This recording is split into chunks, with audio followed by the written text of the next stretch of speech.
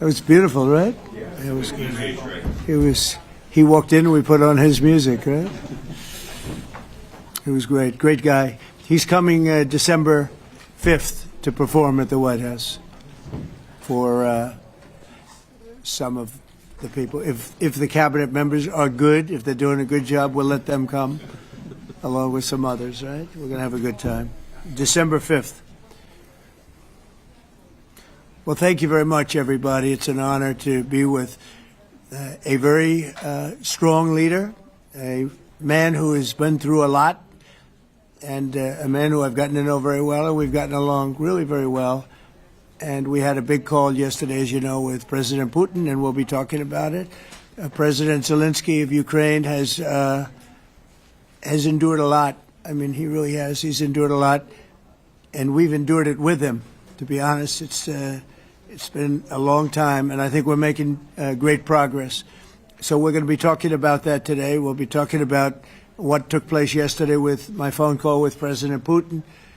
And I think that things are coming along pretty well. It began with Alaska, where I think certain guidelines were discussed, and we want to see if we can get this done. This was long ago into the Biden administration. I came here and we inherited this, and we'd like to see if we could finish it, end it. We want it ended. So many people have died in this war, and we're gonna get it ended. So I just want to thank you all very much. If you have a couple of questions, go ahead, please. In fact, before I do that, let me just ask the President to say a few words. Thank you, President. Pleasure. Glad to meet you again, Mr. President. Thank you very much for the invitation. Again, my congratulations with your successful ceasefire in the Middle East. Thank you. Yeah, and you did it, and I think this is the momentum to finish Russia's war against Ukraine. I think that, yes, we understand that Putin is not ready.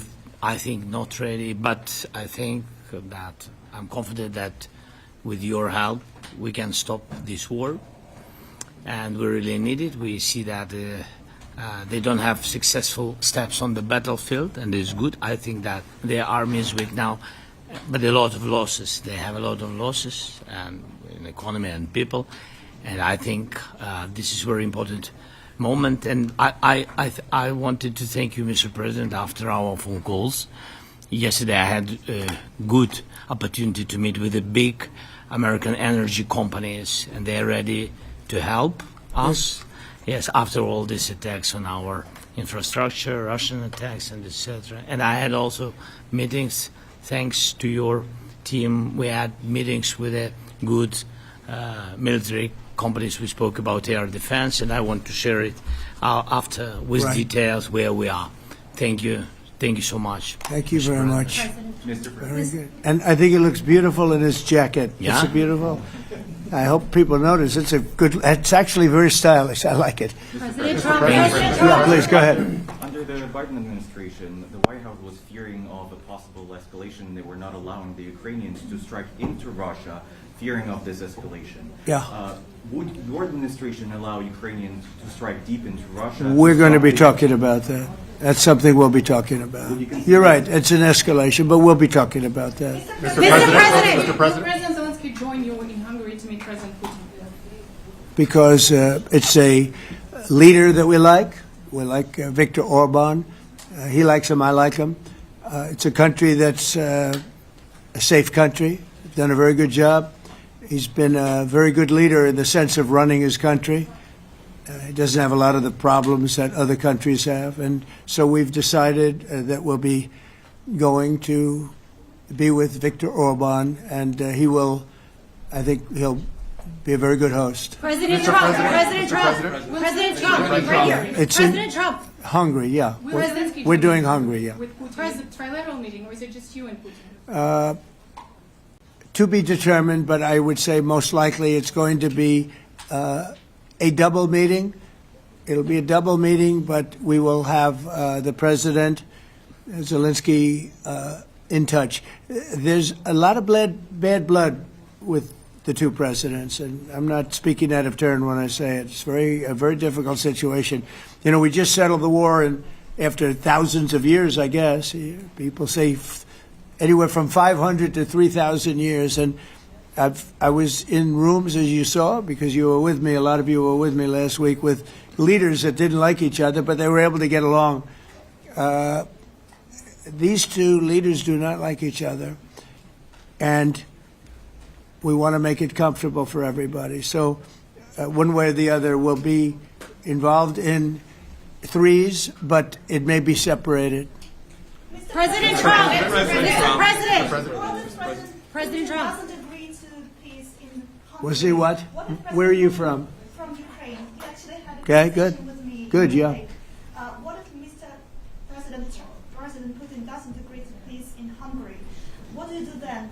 Do you have? Well, let's see what steps for happens. that? I mean, what if? I think he will. I think that President Putin wants to end the war, or I wouldn't be talking this way. I think he wants to end the war. I spoke to him yesterday for 2.5 hours. We went through a lot of details. He wants to get it ended. I think that President Zelensky wants to get it ended. Now we have to get it done. President Trump. Kara Castronova from Lindell TV. And although I love asking you questions, today my question is for President Zelensky Sure. of Ukraine. Go ahead, please. Thank you. Our President Zelensky, President Trump, just brokered a peace deal in the Middle East that all Americans, both sides of the aisle, are very proud of.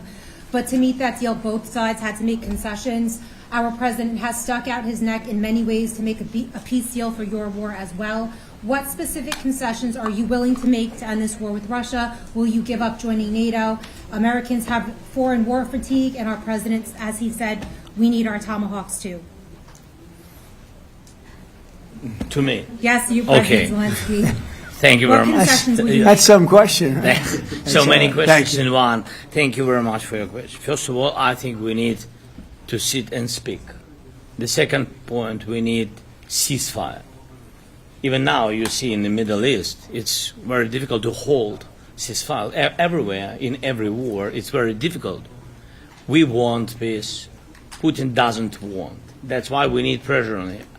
We will speak with President today what we need. We understand what we need to push Putin to negotiation table. And as I said previously, so we are ready to speak in any kind of format, bilateral, trilateral, doesn't matter. Matter just peace. This is important. And we don't speak about NATO or NATO. For Ukrainians, it's very important. Of course, it's our decision, decisions of allies to decide where we are. But are you willing to give Yes, up but joining the NATO? most important thing for people in Ukraine, which are under each day's attacks, to have really strong security guarantees. NATO is the best, but weapon is very important. Allies on our side is very important, and between us, for us, bilateral security guarantees between me and President Trump is very important.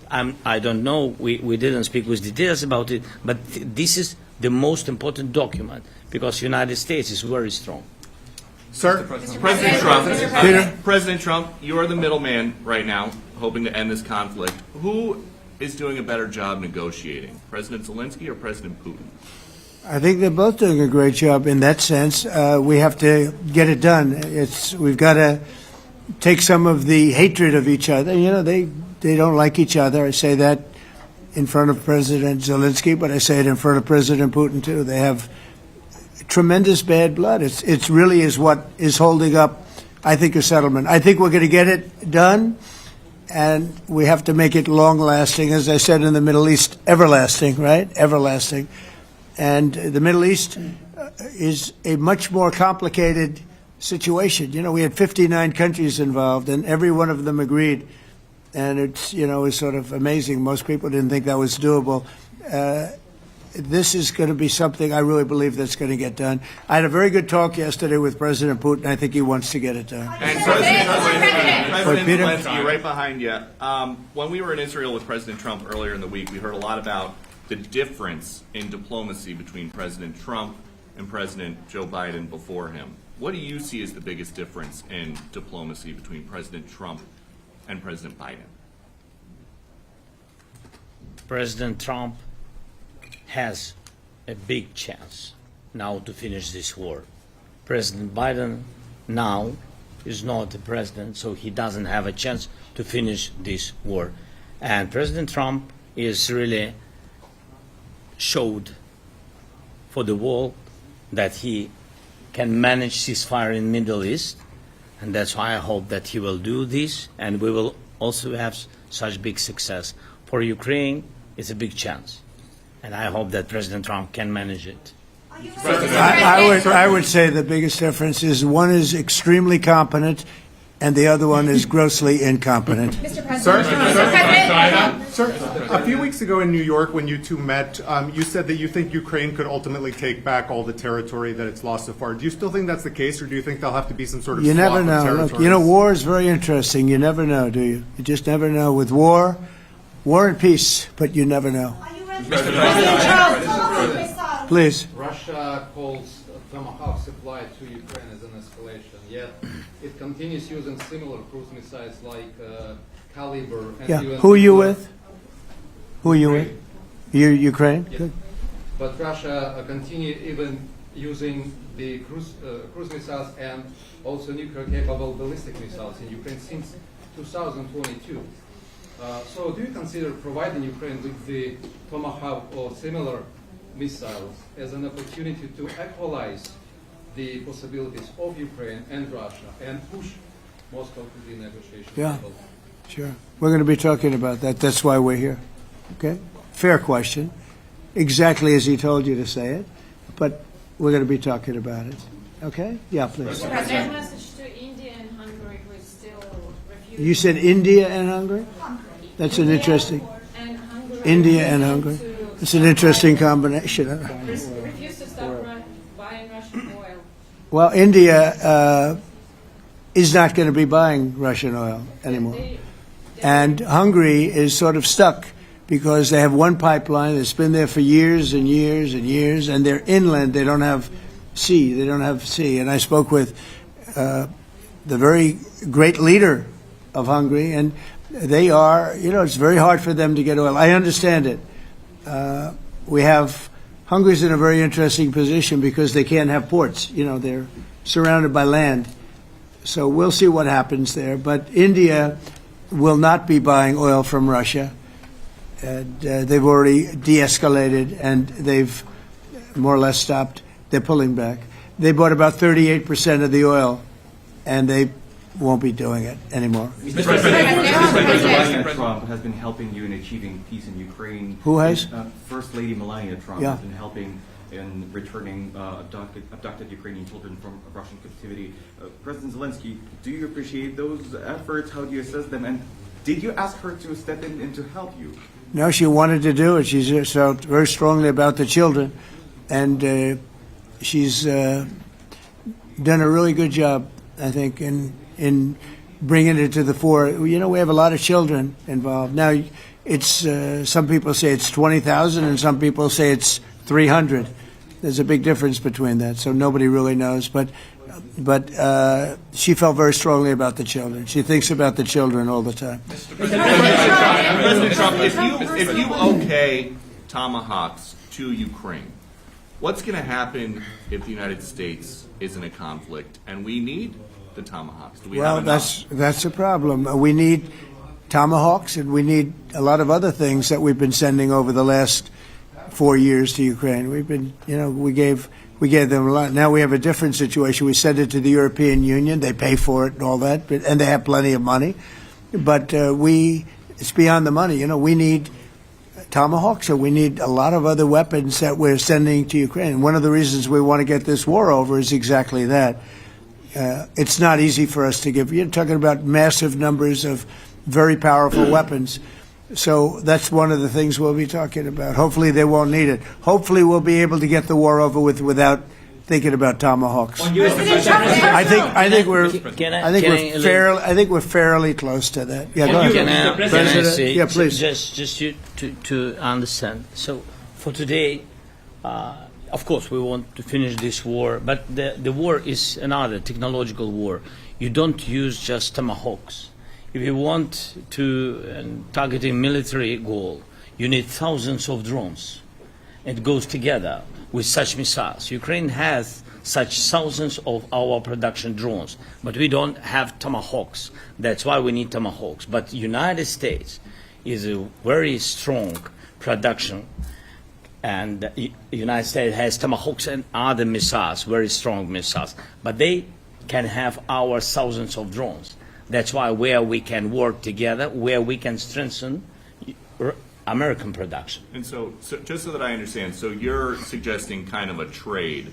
If President Trump okays Tomahawk missiles to help you launch Yes, it's into about Russia, military goals. It's you only would about military goals. Right, but then you would authorize some kind of an exchange where Yes, of course. the U.S. gets Yes, we Ukrainian- have proposition. Yeah, we have big proposition President- with our drones. President Trump, I don't mean to be brokering an arms deal here, but is that something that you would be interested in, Ukrainian drones? We are, yeah, we would. We have a lot of drones right now. We build our own drones, but we also buy drones from others, and they make a very good drone. I mean, drone warfare has really come to the fore over the last couple of years because of this war. I will say, there's nothing like the jets. You know, we knocked out a lot of drones in Israel. We were knocking them out for Israel, and we were doing it with extremely fast and powerful jets, following the drones and knocking the hell out of them. So, you know, we know a lot about the drones, and we know a lot about the great jets, the great ones. The ones, well, and the B-52s, which were totally they were stealth. They were undetectable. So we have a lot of different weapons. And, you know, I have an obligation also, though, to make sure that we're completely stocked up as a country, because you never know what's going to happen. In war and peace, right? You never know what's going to happen. So we're going to be talking about Tomahawks, and would much rather have them not need Tomahawks. Would much rather have the war be over, to be honest, because, you know, we're in it to get the war over. We're selling a lot of different types of weapon, as you know, to the European Union. We're not in it for that. We're in it to get it over. We're losing thousands of people a week. Thousands of people, Russian, Ukrainian, mostly soldiers. I mean, mostly soldiers. But we're in it to see that end. And if we can end quickly, and I think we can. I mean, I had a very good talk yesterday. We're going to be talking about it. But I had a very productive talk yesterday with President Putin. We'll see what happens.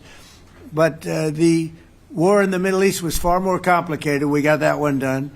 And I think we have a good chance. I think President Zelensky wants it done, and I think President Putin wants it done. Now all they have to do is get along a little bit. President Can you give us an update on the trade negotiations with China, or perhaps Secretary Bessent? Yeah, I will, and I'm going to let Scott do that. But I think we're doing very well. I think we're getting along with China. China would like to have something. As of this moment, we'll be meeting in a couple of weeks. We'll be meeting in South Korea. You think myself. will go forward? I think so. It looks like it's going forward. I think so. They want to meet. We like to meet.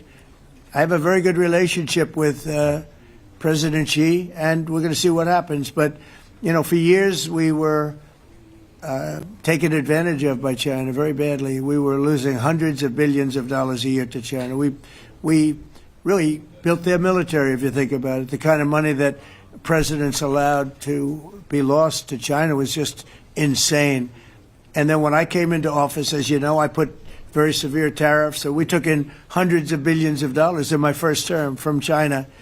Biden let that go because it was so much. He let it continue, but he gave all sorts of exceptions. And by the time you looked at it, Scott, I would say it wasn't the same thing. He would give an exception for anything.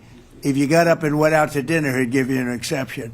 So it wasn't the same thing. But I put on very serious tariffs. So we took in hundreds of billions of dollars, and then I left office. The election was rigged. I left office, and that was the story. Now I come back, and we are in a very strong position because of tariffs. We're in a very powerful position because of the fact that we have tariffs. If we didn't have tariffs, we would be in a very weak position. We would be in a weakened state. But with tariffs, we've made hundreds of billions of dollars, not only from China, but from others. And China wants to talk, and we like talking to China. So we have a very good relationship, and we're going to be meeting in South Korea a couple of weeks. And I just got back from a long trip. I'm going on another long trip. And Scott, you want to say a few words on that, please? Yes, sir. So the entire relationship stems from the great respect that the two leaders have for each other. China did a substantial, unprovoked escalation last week. We were unable to get in touch with them. Since then, it's been IMF World Bank Week. They have had working level people here who there have been meetings. The Vice Premier, who is my counterpart, and I will be speaking this evening at around 8:30, 9 o'clock. And then he and I and a delegation will meet in Malaysia probably a week from tomorrow to prepare for the two presidents to meet. So I think that things have de-escalated. We hope that China will show the respect that we have shown them.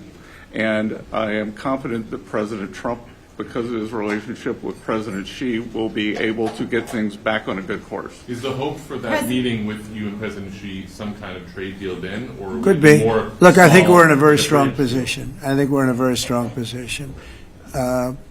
We're getting, as you know, as of November 1st, I could move it up if I wanted, a 100% tariff over and above what we get now. So that would make it about 157%. And China doesn't want that, and they want to talk, and we're talking. And I think we'll make a deal that will be good for both. I think we will do something. But you have to understand, we never got anything from China. It was a one-way street. For many years, for decades, it was a one-way street. And they became rich because of the United States. And frankly, presidents that, let's be nice, they didn't know. They just didn't know. They didn't understand what was happening to them. But I understood it. I understood it long before I ran for politics. I used to watch in amazement at how stupid our country was, how stupid they were. And we're not stupid anymore. And that includes with the European Union. That includes with Japan and South Korea. All we want to do is be treated fairly. But the fairly is hundreds of billions and even trillions of dollars coming into the United States. And it's our national security is secure because of tariffs. If we didn't have tariffs, we would have no national security. So it's very important. Will you seek China's help in ending the war in Ukraine? Do you need them to put pressure on Russia? I'll be discussing that, but I'd love to see it ended before that. President I mean, I think we have a chance of ending the war quickly if flexibility is shown on behalf. And again, we're not losing people. The United States is not. We're not losing people. We're not spending money. We're getting paid for the, ammunition and missiles and everything else that we're sending to the European Union, but to NATO. But it's very similar. If you look at the countries, I mean, it's very similar. And we just made a very fair trade deal with the European Union, and what we wanted, and we made a very good deal with NATO too. They pay for all of this. That's not what we're in this for. We're in it to save thousands of lives every week. Thousands and thousands of lives. That's why we're in it. And I think we have a very good chance of bringing this war to a conclusion. You're a peace president, and your cabinet has done honestly an excellent job. I think that a lot of people could agree to that. Thank you. I'm speaking as someone who lost my father in a war, so I know the human cost. What would your advice be to American leaders, to world leaders, to neocons, to TV hosts who often speak about conflict in abstract or strategic terms rather than the human cost and the human terms? Look, my only statement is we have to get together. It's a very small group of people. It's the president, and the president. Okay, 3 presidents. And I'm the mediator president. And I'm mediating not an easy situation. It should be easy, but it's a lot easier when people understand each other, when they get together, and when they like each other. We don't necessarily have that situation as far as like is concerned. Maybe it can turn around. Maybe it can. But in the meantime, we'll have them keep a little bit of distance, and we're going to see if we can get it done. This is number 9, okay? This will be number 9 for me. I've solved 8, including the Middle East. I've solved 8. This, I thought, would have been among the easiest. We solved, President Putin mentioned yesterday Armenia, all of the different wars. He said it was amazing because but the big one that he was surprised that we were able to settle was the Middle East. He thought it was incredible. He was very generous in that sense. This should be something we're able to settle, and I think we will be able to settle. your Yeah, President- Brian? Yes, sir. On that note, you will go down as the peacemaker, no doubt, and you will resolve this war. Well, we resolved 8 others. It's funny how people say that. If you get this one, every time I do one, they forget about that one. I solved 8 wars. Go to Rwanda and the Congo. Talk about India and Pakistan. Look at Thailand. Look at all of the wars that we solved.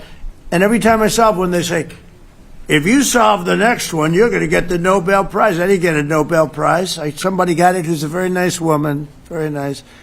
I don't know who she is, but she was very generous. So I don't care about all that stuff. I just care about saving lives. But this will be number 9. But every time I solve one, they said, sir, if you solve one more, you're going to be known as a peacekeeper. So to the best of my knowledge, we've never had a president that solved one war. Not one war. Bush started a war. A lot of them start wars, but they don't solve the wars. They don't settle them. And especially when they have nothing to do with us. I guess just about all of these wars had nothing to do with us. But I saved tens of millions of lives. The Prime Minister of Pakistan said, I saved millions of lives in interceding on Pakistan, and you look at Pakistan and India as an example. That would have been a bad one, 2 nuclear nations, right? So I say this, this is pretty much the last one, although I do understand that Pakistan attacked, or there is an attack going on with Afghanistan. That's an easy one for me to solve if I have to solve it.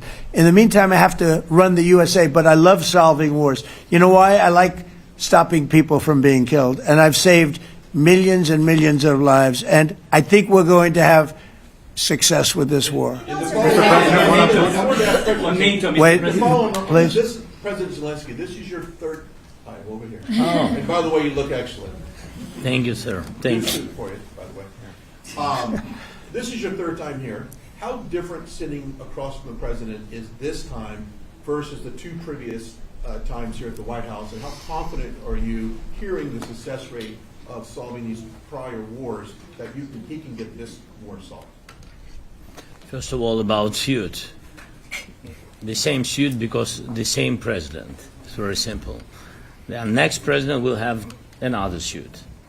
Yes. About our relations with President Trump, I think we have important dialogues, and I think we begin to understand each other. Yes, and I know that President is briefed very well about situation in the battlefield, and he knows a lot what's going on the battlefield in Ukraine, and I think it really helps when you know a lot of things, a lot of details about one or another war. It helps a lot, but we are still in war, and I hope we can manage. You are being clear It's that there are some important. countries that are not meeting their commitment. You pointed out Spain. They said that it's impossible. No, Spain has not come through. No, Spain has not been loyal to NATO. Spain has been, they're the only one. Everyone went up to, as you know, I mean, you were at 2% and they all went up to 5%, but Spain disagreed with that. I think Spain should be reprimanded for that. I think it's very bad that they did that, but that's up to them. That's up to NATO and Spain. They cannot be expelled from NATO. Can they or not? They cannot, according to the treaty, but they also claim that they are protected by the European Union umbrella for trade. Well, the other people, many of the other countries are in the European Union too. They're not complaining, right?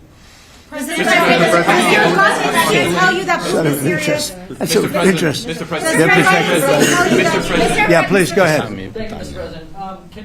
Do you think you can carry the momentum from the Middle East deal over to this deal? And if I do. So, how does that move the needle? Yeah, I do. I think we carry a lot of momentum, a lot of credibility. Getting Middle East done was very important. Nobody thought it could be done. That was one nobody thought could be done, and we got it done.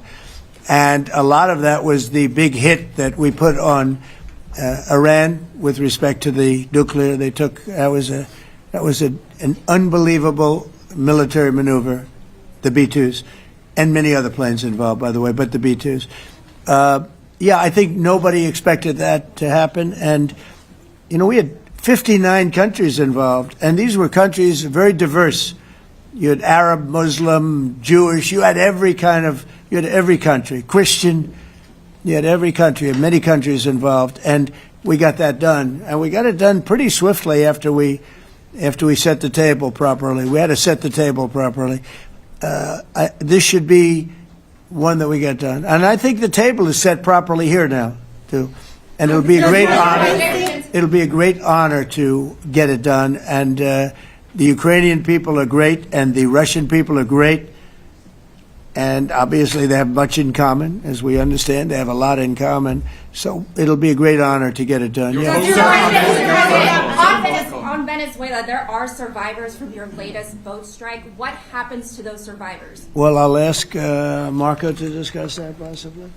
Yeah, it's well known there's an ongoing narco-terrorist operation the United States has been conducting. As far as details of any recent strikes, we're not prepared here to announce all those details, but you'll get that information here very shortly. And how are there survivors when these are meant to be lethal attacks? Yeah, again, I mean, we're undertaking these operations against narco-terrorists. That's what these are. These are terrorists. Let's be clear.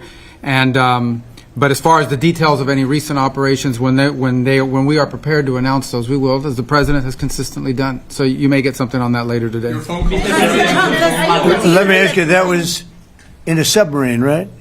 We attacked a submarine, and that was a drug-carrying submarine built specifically for the transportation of massive amounts of drugs, just so you understand. This was not an innocent group of people. I don't know too many people that have submarines, and that was an attack on a drug-carrying, loaded-up submarine. Yeah. On Putin, is it your belief, as Mr. Zelensky said yesterday, that the threat of Tomahawks and costs, as Secretary Hicks put it, is that bringing him to the table, the fact that it's kind of a carrot and a stick? I don't know what's bringing him to it. I think he wants to make a deal, that's all. I can't tell you what's bringing him. Sure, that's the threat of that is good, but the threat of that is always there.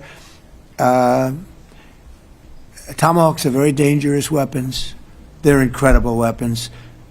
If you like warfare, it's one of the most accurate. You know, we hit 30 Tomahawks in Iran after the B-2s did their damage. We sort of gave it a little capper with 30 Tomahawks from a submarine, quite far away actually. But they're an amazing weapon. They're a very powerful weapon, but they're a very dangerous weapon. And it could mean big, escalation. It could mean a lot of bad things can happen. Tomahawks are a big deal. But one thing I have to say, we want Tomahawks also. We don't want to be giving away things that we need to protect our country. We have a very strong country right now. We have a strong military. We have the greatest military in the world. We have the greatest weapons in the world. I want to get this war over. Okay? Putin-Trump tunnel to connect Russia and Alaska. Are you interested? I just heard about it. A tunnel from Russia to Alaska. I just heard about that one. That's an interesting one. We'll have to think about that. I hadn't heard that. We just did a nice road in Alaska that's going to get us to a lot of minerals, and we have a piece of it, a good piece of the ownership because of the fact we made it possible. But this came up yesterday, a tunnel from Russia to Alaska. That's an interesting. What do you think of that, Mr. President? Do you have any ideas? How do you like that idea? I'm not happy with this. I don't think you're going to like it. I don't think he liked it. I don't think he liked it. President Trump, do you think that Vladimir Putin, do you think that Putin, your gut instinct? Well, we had a senator that wanted, remember, from Hawaii, she wanted a tunnel from the mainland to Hawaii, and she said, well, we can't do that, so we're going to build a railroad to Hawaii. Do you remember? She's a current sitting senator, a Democrat. She wants a railroad to go to Hawaii, right? You know who that is, right? She's another beauty. President Trump, on Putin, your gut instinct. Yeah, please. On your meeting with Putin, aren't you concerned that maybe the Russian president is trying to buy himself more time? Yeah, I am. But, you know, I've been played all my life by the best of them.